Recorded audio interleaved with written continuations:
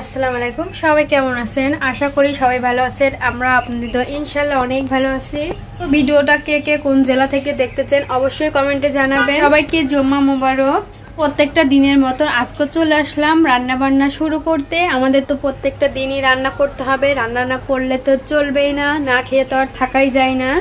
তাই আর দেরি না করে তাড়াতাড়ি চলে আসলাম রান্নাঘরে রান্না বান্না করতে। ভাবতেছি গল্প করি আপনাদের সাথে, আর রান্না করলে হয়তো বা আমার কাজটা এগিয়ে যাবে।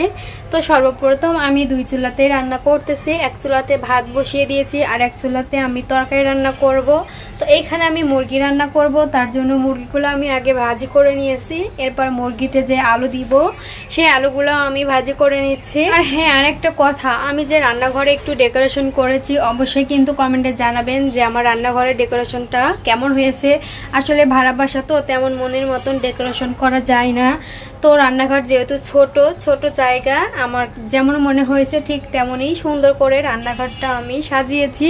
তো কেমন হয়েছে অবশ্যই কিন্তু আপনারা কমেন্টে বলে যাবেন। আর দেখতেও যদি খারাপ লাগে তবু সেটাও বলবেন। আসলে একটা ভিডিও করতে কিন্তু অনেক কষ্টকর হয়ে থাকে, যেহেতু আমরা রান্নাঘরেরই ভিডিও করি, তার জন্য রান্নাঘর সবসময় পরিষ্কার করতে হয়।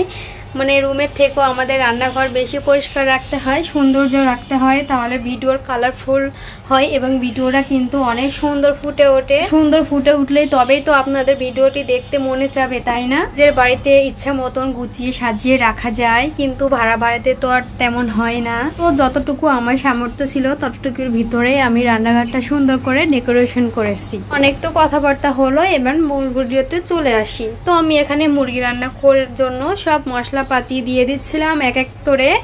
তো এখানে মশলাপাতি দিয়ে আমি ভালো করে কষিয়ে নিচ্ছিলাম। এদিকে আবার আমার ভাত হয়ে গেছিল, এই পাশের চুলাতে আমি ভাত বসিয়ে দিচ্ছিলাম। দুই চুলা থাকাতে কিন্তু আমাদের একটু সুবিধা হয়, কারণ আমরা দুই চুলাতে একটু তাড়াতাড়ি রান্না করতে পারি। তো মশলাটা আমি একটু এখন ভালো করে কষিয়ে নিব। তো লবণ দিতে বাকি ছিল, তো লবণটা এখন আমি দিয়ে দিচ্ছি। এরপর আমি মশলাগুলো ভালো করে কষিয়ে নিব। তারপর আমি দেন এর ভিতরে আমি যে ভেজে রাখা মাংসগুলো ছিল সেগুলো এখন আমি এর ভিতরে ঢেলে দিব।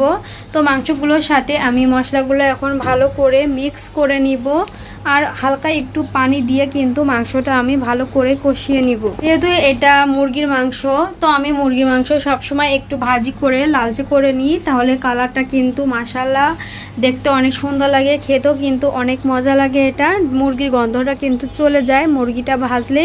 আর তার সাথে আমি সবসময় ভিডিওতে বলে থাকি যে আমি সব মাংসের আলুগুলো কিন্তু ভাজি করে নিই। তো আজকে ভিডিওটা এই পর্যন্ত, সবাই ভালো থাকবেন, আল্লাহ হাফেজ।